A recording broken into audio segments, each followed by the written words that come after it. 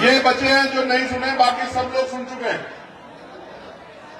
सुननी तो पड़ेगी, इसके अलावा रास्ता नहीं है। जो खड़े वॉलंटियर इनको बिठवा दो भाई, ये जो कोई भी हो इनको पकड़ के बिठवा दो। किसी एक भी आदमी को हजारों लोगों के सपने को कमजोर करने का अवसर नहीं दिया जा सकता है। बहुत अच्छे, जल्दी से जल्दी इस व्यवस्था करा दो, वैसे भी दिन छोटा होने लगा है। आज के इस महत्वपूर्ण अवसर पे मैं बहुजन समाज में जन्मे सभी संतों, गुरुओं और महान पुरुषों को नमन करता हूं। इसलिए नमन करता हूं क्योंकि मैं जानता हूं और मानता हूं, मैं एक वकील हूं, मैंने इतिहास पढ़ा है, वर्तमान पे मेरी निगाह है और भविष्य को लेकर हमारी योजनाएं हैं।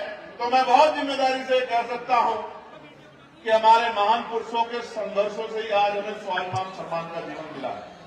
बहुत ही शानदार संचालन कर रहे बोध जी, आप और मैं जानते हैं, और जो महापुरुषों को जिन लोगों ने पढ़ा वो सब जानते हैं कि देश में न आजादी और न आजादी के बाद अधिकार कुछ भी मांगने से नहीं मिला है।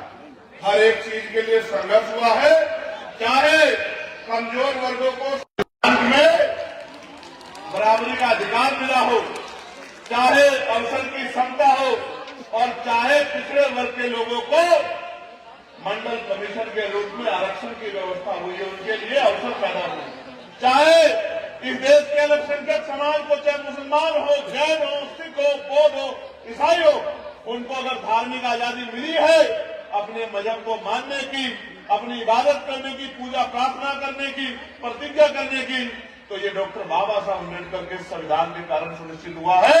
इसलिए मैं कहना चाहता हूं कि कुछ भी मांगने से नहीं मिला, हमने इतिहास पढ़ा है, यहां जो कुछ मिला है वो हमारे महापुरुषों के संघर्ष और उनके बच्चों के बलिदान के कारण हमें मिला है।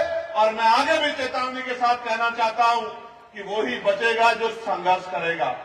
जो डर के घर में बैठ जाएगा वो भी नहीं बचेगा, जो छिप जाएगा वो भी नहीं बचेगा, वही बचेगा जो मुकाबला करेगा। और मैं आपका धन्यवाद देता हूं, आज जो ये इतनी बड़ी संख्या में ये जो जन समूह यहाँ खड़ा है, ये वो जन समूह है जो संघर्ष करना जानता है और जो अपने महापुरुषों के रास्ते पर चलना जानता है।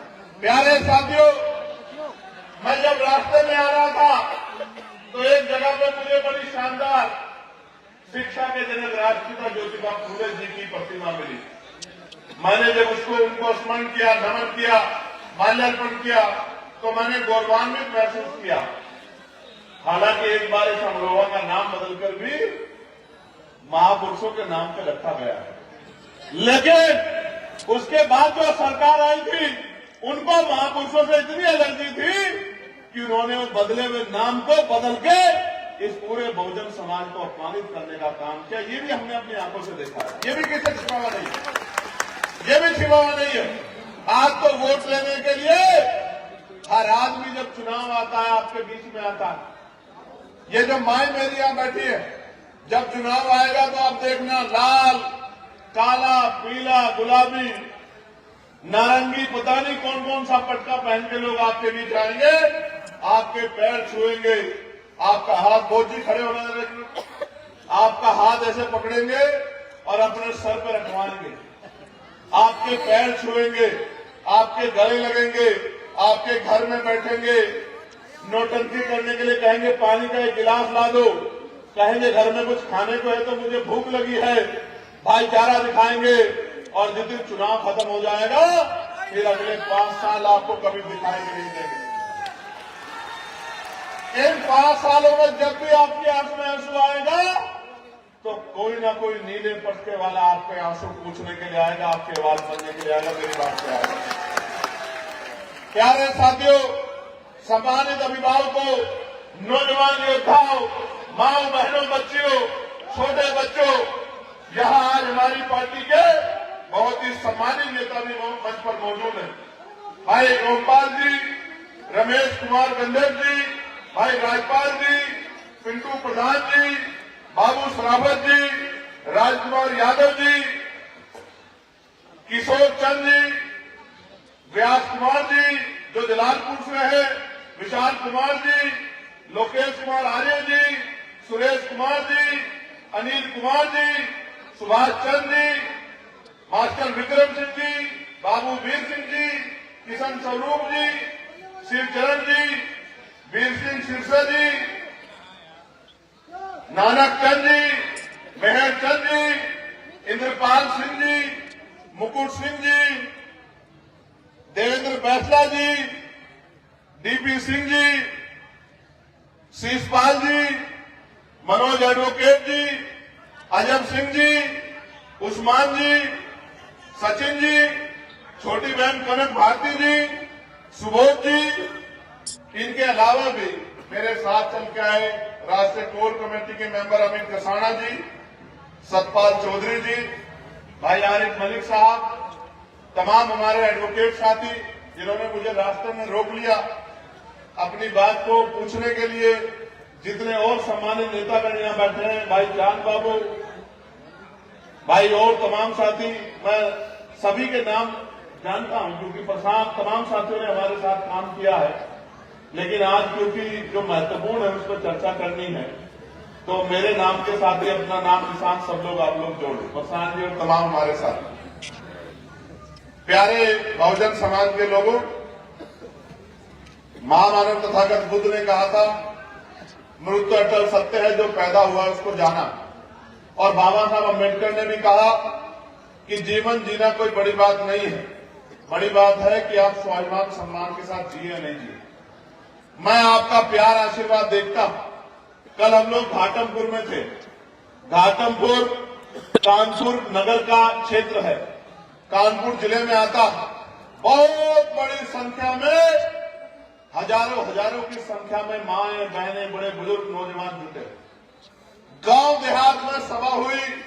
सभा को देख के बहुत सारे लोग परेशान हुए, लेकिन जहां बहुत सारे लोग परेशान हुए, विश्वास, शक्ति भी पैदा हुई कि अब हम रुकने वाले नहीं, हमारी शक्ति बढ़ रही।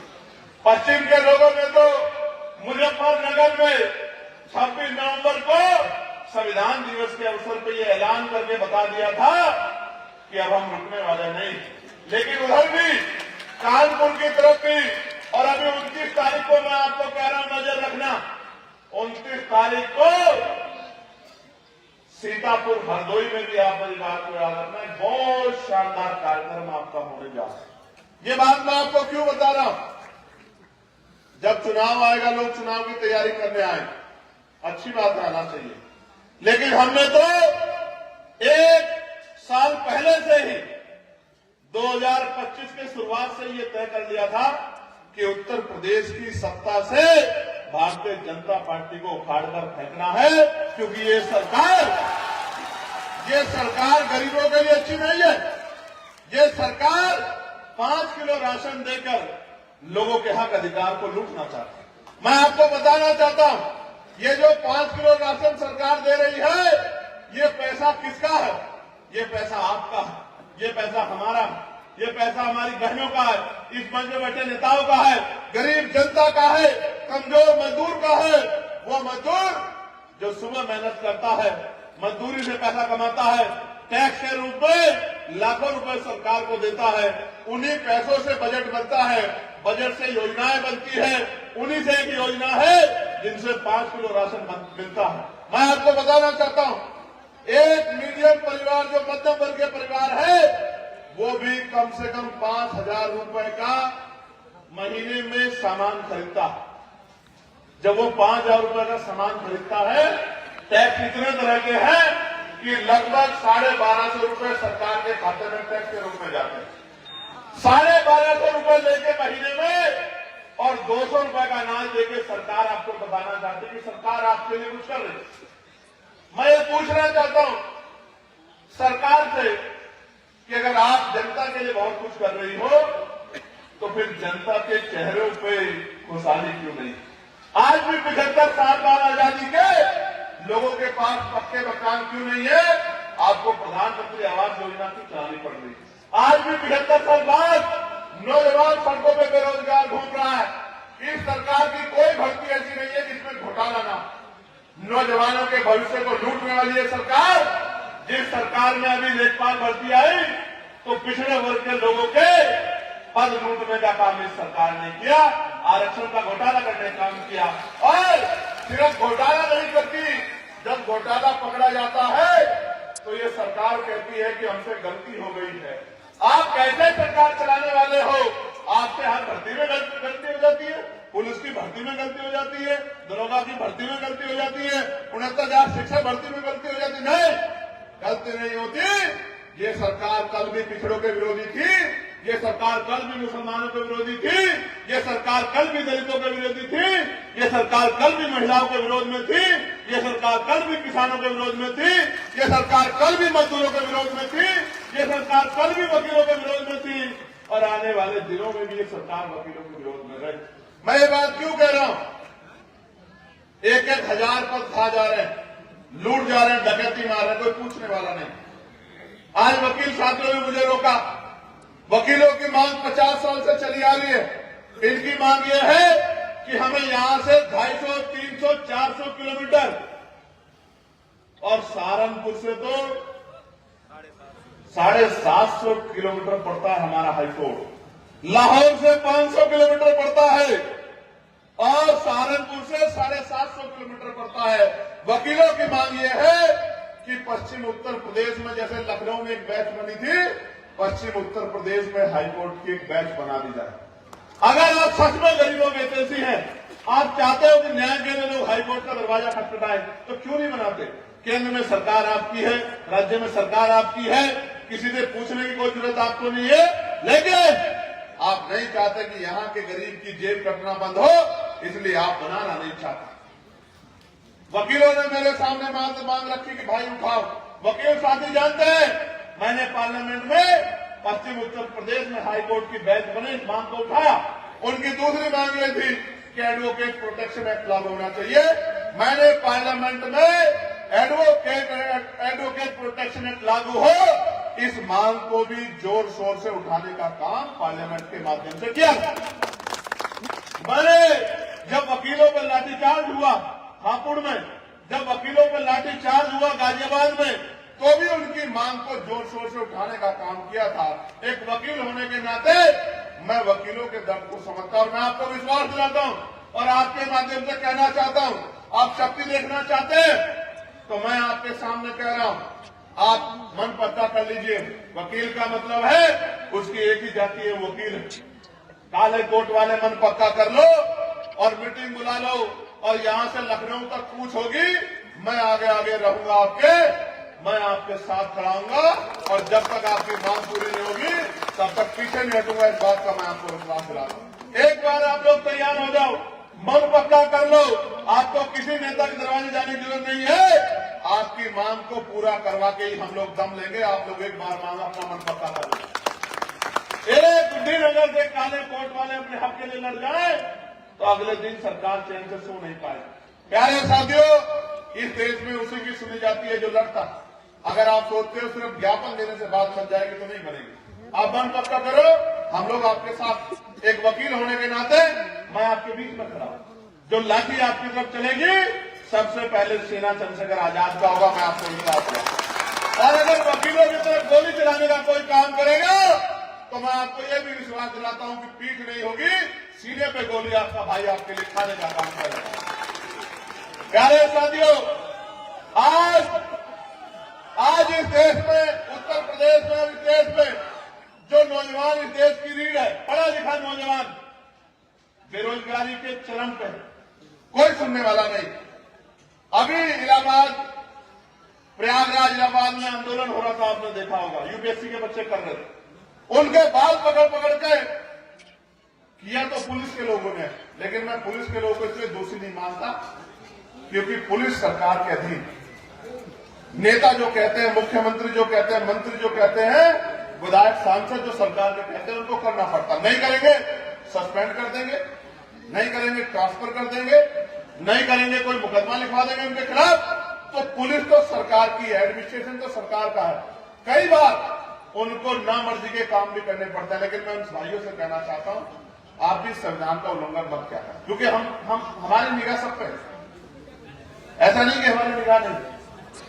मैं आपको सच कह रहा हूं, अगर आज कोई किसी पे जुल्म कर रहा है तो जुल्म करने वाला ये ना समझे कि वो हमेशा पकड़ में नहीं आएगा। मेरी बात को आप याद पकड़ा जाएगा, चाहे इलेक्शन कमीशन हो, चाहे एडमिनिस्ट्रेशन हो। मेरी बात को आप याद रखना, खैर नहीं है,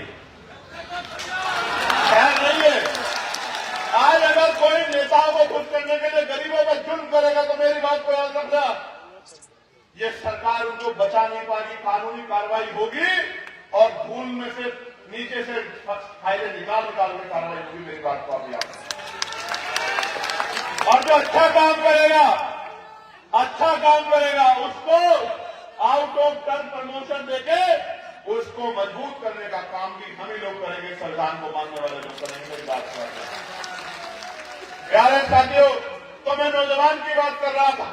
आपने अपने बच्चों को दूध रूपी खून पिला के मेरी माओ ने बड़ा किया और एक रोटी कम खाई क्योंकि महापुरुष कह गए, गाड़गे जी महाराज कह गए, फूले साहब कह गए, परमानंद लोधी जी कह गए। एक रोटी कम खाई, थाली नहीं तो हाथ रख के खाई, लेकिन अपने बच्चे को पढ़ाया क्योंकि बाबा साहब ने कहा शिक्षा सेवी का वो दूध है जो पिएगा और दहाड़ेगा।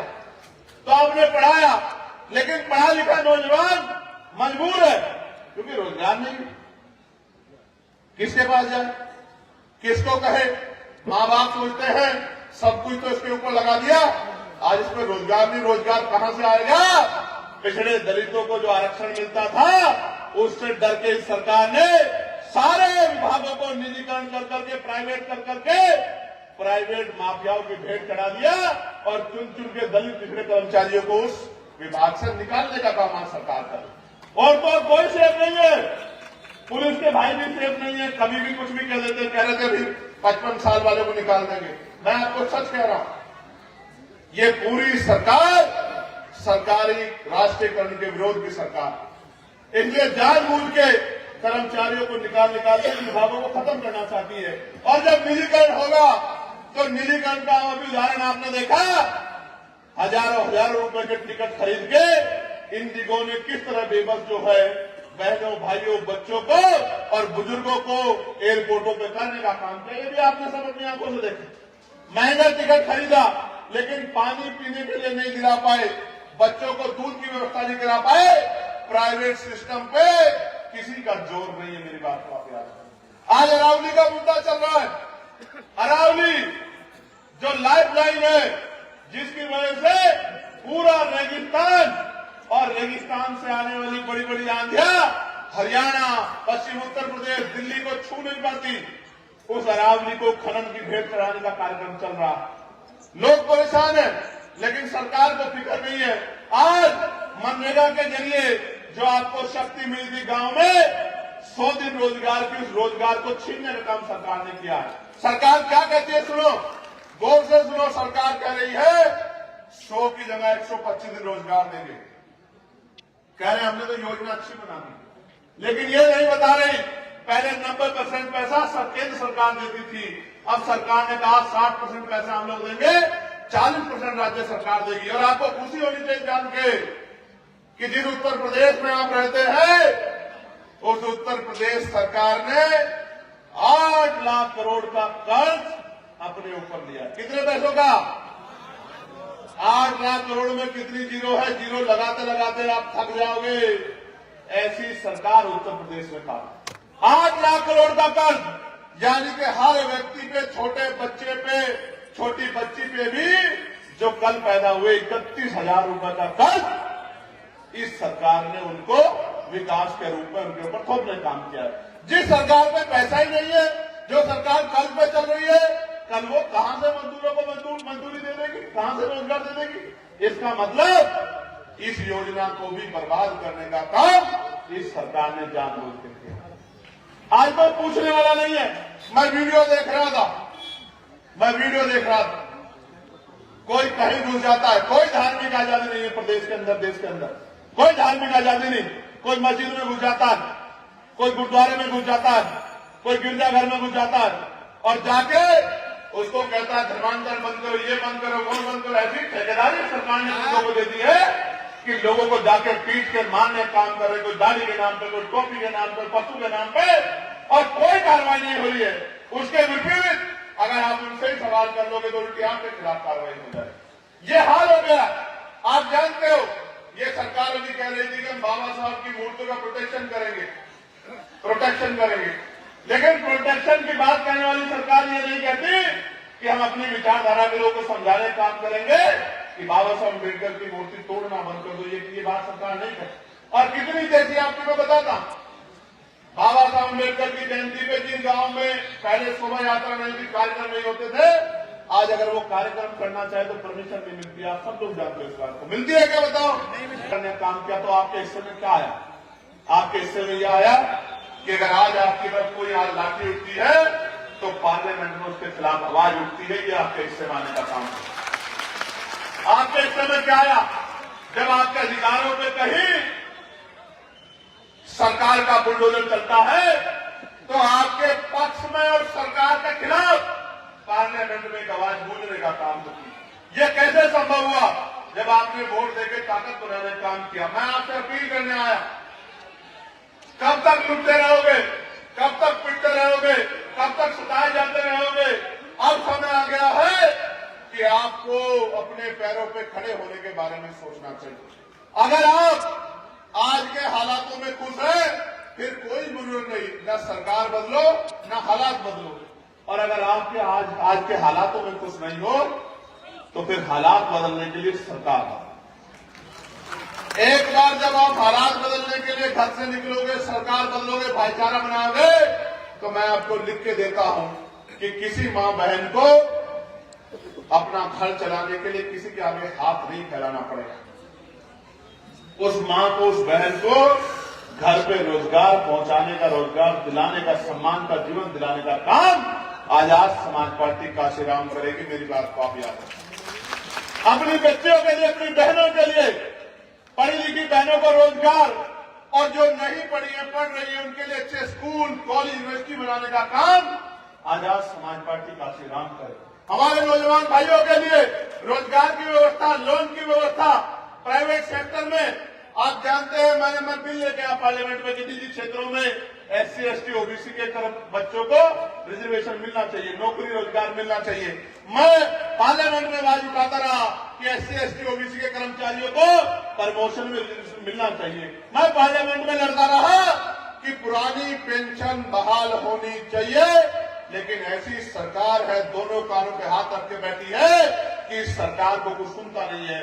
और भगत सिंह जी ने कहा था, बहरों को सुनाने के लिए धमाकों की जरूरत पड़ती है, और लोकतंत्र में धमाका इतनी शालीनता से होता है, इतने चुपके से होता है, पर्दों के बीच में होता है कि जब नगीना में वो धमाका हुआ था तो EVM का बटन नीला हो गया था। आपको मेरी बात को याद रखना है। लोकतंत्र में धमाके गोरों से नहीं होते, लोकतंत्र में धमाके बटन दबाने से होते हैं, बटन दबाने से। जहां आप आजाद समाज पार्टी का बटन दबाओगे, ये गुंडे प्रदेश छोड़ के दूसरे प्रदेशों की तरफ भाग जाएंगे। मेरी बात को आप याद रखें। ये तभी संभव होगा जब आप अपने बच्चों की परवाह करोगे। आप याद करो बाबा साहब को, याद करो। मैं घर घर जाके बता रहा हूं, मीटिंगों में बता रहा हूं, इंटरव्यू में बता रहा हूं, लाइव के माध्यम से बता रहा हूं। मैं आपको बताना चाहता हूं, डरने की जरूरत नहीं है किसी से। कोई अगर आप पे सवाल खड़ा करता है तो अपने बच्चे को काबिल बना, पढ़ा लिखा के कि वो सवाल का जवाब आंख से आंख मिला के दे सके, अपने बच्चे को काबिल बना। मैं आपको बताना चाहता हूं, नौजवान साथियों, गौर करो। इस देश में 1919 से पहले 3% लोग वोट करते थे। कितने परसेंट लोग वोट करते थे? जोर से बताओ, बोलना सीखो, जोर से बताओ। कितने परसेंट लोग? 3% लोग। देश को जानना चाहिए, मीडिया को जानना चाहिए, नेताओं को जानना चाहिए, बहनों को जानना चाहिए, युवा नेताओं को जो भविष्य है समाज का, प्रदेश का, देश का, क्षेत्र का, उनको जानना चाहिए। 3% लोग वोट करते थे। फिर मैंडेला चैनफोर्ड सुधार समिति बनी, उसने सुधार के लिए, रिफॉर्म के लिए अपना प्रस्ताव दिया। उन्होंने कहा वोट की संख्या बढ़ानी पड़ेगी, और वोट की संख्या बढ़ाने के लिए किनको वोट का अधिकार देना पड़ेगा? गौर से सुनना। उनको जो टैक्स देते हैं, और देखिए किनको, जिनको जो लोग टैक्स देते हैं, किनको, जिनके पास बहुत बड़ी जमीन है, जमींदारी, किनको जो बहुत पढ़े लिखे, किनको जो बहुत पैसे वाले, किनको जो राजा महाराजाओं के परिवार से आते हैं। संख्या बढ़ी, 3 से बढ़ के 15% हो गई। 80 लाख लोग वोटर बन गए। 80 लाख आबादी थी, 30 करोड़ से ज्यादा वोटर तैयार हुए। 80 लाख कितने वोटर तैयार हुए? गौर से सुनो, बहुत कायदे की बात बता रहा हूं, समझ आ जाएगा कि देश को हमने, हमारे महापुरुषों ने क्या दिया है।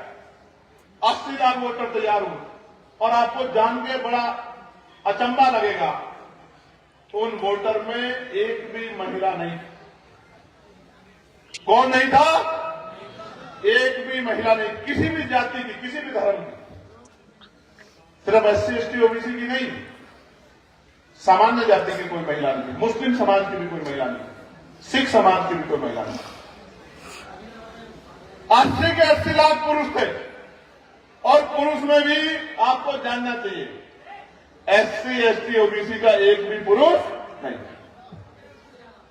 हवा में नहीं कह रहा हूं, हिस्ट्री पढ़ के खड़ा हूं। एक भी SC ST OBC का पुरुष नहीं था, सारे सामान्य जाति के थे, और सामान्य जाति में भी एक भी गरीब वोटर नहीं था। सामान्य जाति में भी जो संपन्न थे, पढ़े लिखे थे, व्यापारी थे, पूंजीपति थे, टैक्स देते थे, जमींदार थे, उन्हीं लोगों को वोटिंग राइट था। फिर बाबा साहब अम्बेडकर ने बहिष्करण सभा के जरिए मेमोरेंडम दिया। उसके बाद साइमन कमीशन आया, साइमन कमीशन को रोकने का काम किया। जब साइमन कमीशन आया तो बाबा साहब ने रिपोर्ट दी, रिपोर्ट पे चर्चा हुई, गोलमेज कॉन्फ्रेंस हुई, जिसको हम लोग राउंड टेबल कॉन्फ्रेंस कहते हैं। 3 राउंड टेबल कॉन्फ्रेंस के बाद बाबा साहब अम्बेडकर ने सबको सहमत किया कि हर बालिग व्यक्ति को वोट का अधिकार मिलना चाहिए, तभी देश में लोकतंत्र आएगा। और आपको जान के खुशी होगी, पूरी दुनिया में भारत एक ऐसा देश है जिसने संविधान के लागू होने के साथ सार्वभौमिक मताधिकार सबको देने का काम किया। यानी कि जर्मनी, अमेरिका, इटली, ब्रिटेन के जैसे देशों में भी 20-20 साल बाद महिलाओं को वोटिंग राइट मिला, और हमारे यहां संविधान के लागू होने के साथ देश की महिलाओं को वोटिंग राइट बाबा साहब अम्बेडकर ने दिलाने का काम किया। महिलाओं को संपत्ति में अधिकार दिलाने का काम किया, उनको पढ़ने पढ़ाने के लिए आगे बढ़ने का अवसर दिया। ये देन है बाबा साहब अम्बेडकर की। इसलिए मैं कहता हूं, आपको जान के अचंभा होगा कि जिनको 80 लाख लोगों को वोटों का अधिकार था, वो नहीं चाहते थे किसी और को वोट का अधिकार मिल जाए। वो कहते थे ठीक है, ये प्रक्रिया ठीक है, ठीक। जैसे आज सरकार कह रही है SIR ठीक है, ठीक है, ठीक। समझे नहीं समझे? ये वोट आपके पास है तो बड़े बड़े कुर्तों वाले, बड़े बड़े महलों वाले, बड़ी बड़ी गाड़ी वाले जो जब निकलते हैं आपकी गलियों से तो दरवाजा बंद कर लेते हैं, शीशा बंद कर लेते हैं, गंदी स्मेल ना आ जाए, धूल ना लग जाए, वो लोग भी इस वोट की वजह से चुनाव में आपके बीच आते हैं। जिस दिन ये वोट चली गई ना, आप मर भी जाओगे, आप गड़ भी जाओगे, आपकी लाशें भी पड़ जाएंगी, तो कोई पूछने नहीं आएगा। मेरी बात को आप याद रखें। ये वोट है जो योजनाएं के देने के लिए मजबूर करता है, ये वोट है जो सम्मान के लिए मजबूर करता है। इस वोट की वजह से पाल, प्रजापति, कश्यप, सैनी, मौर्य, साकेत, कुशवाहा, बिंद, राजभर, केवट, मल्ला, जाट, यादव, गुर्जर, लोधी, टुंडिया, चौहान, ये जो पिछड़े वर्ग के लोग हैं, विश्वकर्मा, सैन, और ये जो शेड्यूल कास्ट के लोग हैं, जाटव, वाल्मीकि, सोनकर, पासी, धोबी, कोरी, खटीक, जो मुस्लिम समाज के लोग हैं, इन लोगों को, जो आदिवासी समाज के लोग हैं, इनको वोटिंग राइट मिला इस संविधान की वजह से। इसलिए पूरी सरकार संविधान को कुचलना चाहती। कौन बचाएगा संविधान? कौन बचाएगा? हाथ उठा के बताओ, दोनों हाथ उठाओ, कौन बचाएगा संविधान को? बस में उठा के रखो ऐसे जोर से, दोनों हाथ उठाओ, मुट्ठी बंद करो। मैं इस सरकार को ये बताना चाहता हूं आपके माध्यम से, अगर संविधान की तरफ आ जाएगी तो अम्बेडकरवादी मैदान में होगा और मैदान का रंग चाहे कुछ भी, अम्बेडकरवादी पीछे नहीं हटेगा। मेरी बात को अब याद रखना। अब अंत में अपनी बात को समाप्त करते हुए मैं नौजवानों को संदेश के तौर पर कहना चाहता हूं कि जो नौजवान है जिसके कंधों पर जिम्मेदारी है, अब नौजवानों की बात होगी। जो नौजवान है जिसके कंधों पर जिम्मेदारी है, जिसकी इंतजार मां देख रही है, जिसके कामयाब होने की इंतजार बहन देख रही है, जिसके कामयाब होने की इंतजार उसके पिता देख रहे हैं, उन नौजवानों को कहना चाहता हूं, सिर्फ घंटा मत उठाओ, नारा मत लगाओ, अपने गांव में निकलो, एक एक घर जाके मेरी बात को पहुंचाने का काम करो और लोगों को तैयार करने का काम करो। ये लोकतंत्र है, यहाँ लाठी डंडों से ताकत नहीं बनती, यहाँ वोट से ताकत बनती है। मेरे लोगों, एक बार भाईचारा बना के, एक बार ताकत बना के अवसर आने दो। कोई ऐसा परिवार नहीं बचेगा जिसमें रोजगार ना हो या जिसको किसी आगे हाथ फैलाना पड़े। मेरी बात को आप याद रखें। आज घर चलाने के लिए खेतों में काम करना पड़ता है। मैं आपको विश्वास दिलाता हूं, जिस दिन राजकाज बनेगा, जिस परिवार पे भूमि नहीं है, सरकार सरकारी जमीन का बंटवारा करके हर परिवार तक, गरीब परिवार तक भूमि पहुंचाने का काम करेगी। मेरी बात को आप याद रखें। मैं किसान भाइयों को कहना चाहता हूं, किसान भाइयों को, शांत रहो भाई, परेशान रहते हो गन्ने के मूल्य के लिए, डाई के लिए, यूरिया के लिए परेशान रहते हो, रेट बढ़ रहे, मिल नहीं रही है। किसान का दर्द किसान समझ सकता है, व्यापारी नहीं समझ सकता।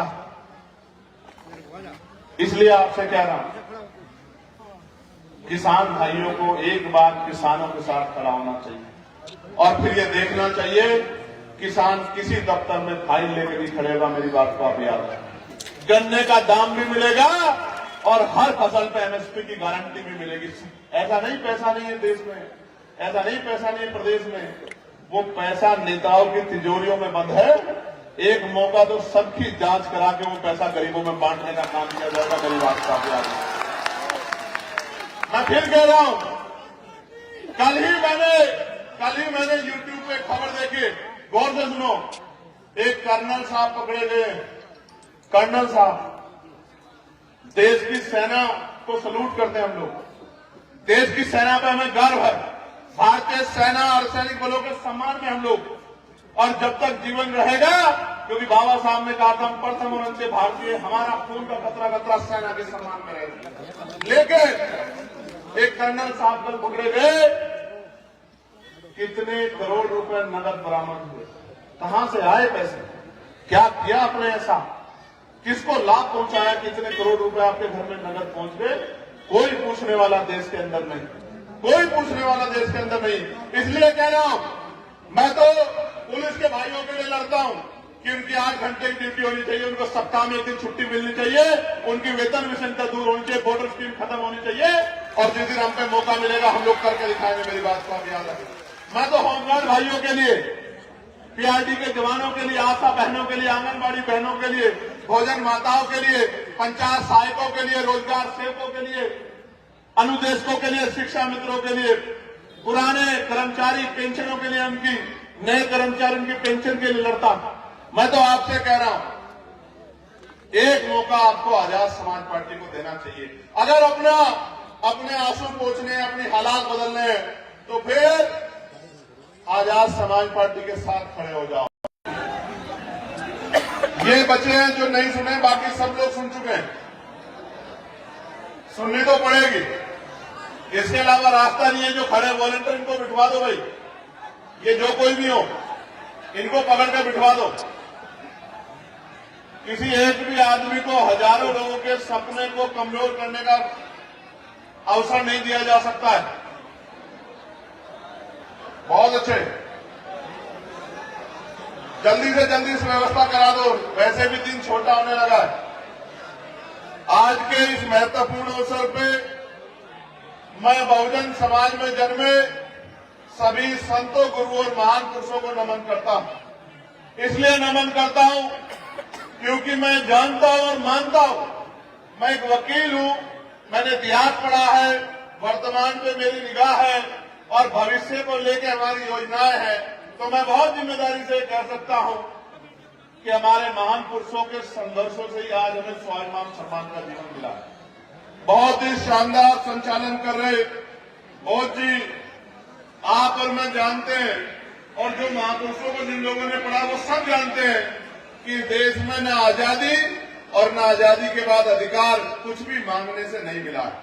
हर एक चीज के लिए संघर्ष हुआ है, चाहे कमजोर वर्गों को में बराबरी का अधिकार मिला हो, चाहे अवसर की क्षमता हो, और चाहे पिछड़े वर्ग के लोगों को मंडल कमीशन के रूप में आरक्षण की व्यवस्था हुई है, उनके लिए अवसर पैदा हुए, चाहे इस देश के अल्पसंख्यक समाज को, चाहे मुसलमान हो, जैन हो, सिख हो, बौद्ध हो, ईसाई हो, उनको अगर धार्मिक आजादी मिली है अपने मजहब को मानने की, अपनी इबादत करने की, पूजा प्रार्थना करने की, प्रतिज्ञा करने की, तो ये डॉक्टर बाबा साहब अम्बेडकर के संविधान के कारण सुनिश्चित हुआ है। इसलिए मैं कहना चाहता हूं कि कुछ भी मांगने से नहीं मिला, हमने इतिहास पढ़ा है, यहां जो कुछ मिला है वो हमारे महापुरुषों के संघर्ष और उनके बच्चों के बलिदान के कारण हमें मिला है। और मैं आगे भी चेतावनी के साथ कहना चाहता हूं कि वो ही बचेगा जो संघर्ष करेगा। जो डर के घर में बैठ जाएगा वो भी नहीं बचेगा, जो छिप जाएगा वो भी नहीं बचेगा, वही बचेगा जो मुकाबला करेगा। और मैं आपका धन्यवाद देता हूं, आज जो ये इतनी बड़ी संख्या में ये जो जन समूह यहाँ खड़ा है, ये वो जन समूह है जो संघर्ष करना जानता है और जो अपने महापुरुषों के रास्ते पर चलना जानता है। प्यारे साथियों, मैं जब रास्ते में आ रहा था तो एक जगह पे मुझे बड़ी शानदार शिक्षा के जनक राष्ट्रपिता ज्योतिबा फूले जी की प्रतिमा मिली। मैंने जब उनको स्मरण किया, नमन किया, माल्यार्पण किया, तो मैंने गौरवान्वित महसूस किया। हालांकि एक बार इस अमरोहा का नाम बदलकर भी महापुरुषों के नाम पे रखा गया है, लेकिन उसके बाद जो सरकार आई थी उनको महापुरुषों से इतनी एलर्जी थी कि उन्होंने बदले हुए नाम को बदल के इस पूरे बहुजन समाज को अपमानित करने का काम किया। ये भी हमने अपनी आंखों से देखा है, ये भी किसी छिपावा नहीं है, ये भी छिपावा नहीं है। आज तो वोट लेने के लिए हर आदमी जब चुनाव आता है आपके बीच में आता है। ये जो माई मेरी यहां बैठी है, जब चुनाव आएगा तो आप देखना लाल, काला, पीला, गुलाबी, नारंगी, पता नहीं कौन कौन सा पटका पहन के लोग आपके बीच आएंगे, आपके पैर छुएंगे, आपका हाथ, बहुत जी खड़े होने देंगे, आपका हाथ ऐसे पकड़ेंगे और अपने सर पर रखवाएंगे, आपके पैर छुएंगे, आपके गले लगेंगे, आपके घर में बैठेंगे, नौटंकी करने के लिए कहेंगे पानी का एक गिलास ला दो, कहेंगे घर में कुछ खाने को है तो मुझे भूख लगी है, भाईचारा दिखाएंगे। और जिस दिन चुनाव खत्म हो जाएगा फिर अगले 5 साल आपको कभी दिखाई नहीं देंगे। इन 5 सालों में जब भी आपकी आंख में आंसू आएगा तो कोई ना कोई नीले पटके वाला आपके आंसू पूछने के लिए आएगा, आपकी आवाज बनने के लिए आएगा, मेरी बात से आएगा। प्यारे साथियों, सम्मानित अभिभावकों, नौजवान योद्धाओं, माओ, बहनों, बच्चियों, छोटे बच्चों, यहां आज हमारी पार्टी के बहुत ही सम्मानित नेता भी मंच पर मौजूद है। भाई गोपाल जी, रमेश कुमार गंधेर जी, भाई राजपाल जी, पिंटू प्रधान जी, बाबू सरावत जी, राजकुमार यादव जी, किशोर चंद जी, व्यास कुमार जी जो जलालपुर से है, विशाल कुमार जी, लोकेश कुमार आर्य जी, सुरेश कुमार जी, अनिल कुमार जी, सुभाष चंद्र जी, मास्टर विक्रम सिंह जी, बाबू वीर सिंह जी, किशन स्वरूप जी, शिवचरण जी, वीर सिंह सिरसा जी, नानक चंद जी, मेहर चंद जी, इंद्रपाल सिंह जी, मुकुट सिंह जी, देवेंद्र बैसला जी।